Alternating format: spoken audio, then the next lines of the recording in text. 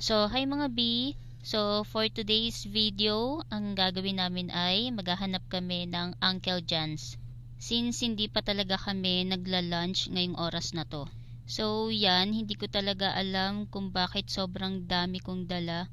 Halos lahat na ata ng gamit sa bahay nadala ko na. And meron kasi kaming hinahanap, nalimutan ko na kung ano yung hinahanap namin nung time na yan. Yan, meron din tayong case ng salamin nandyan sa loob ng bag.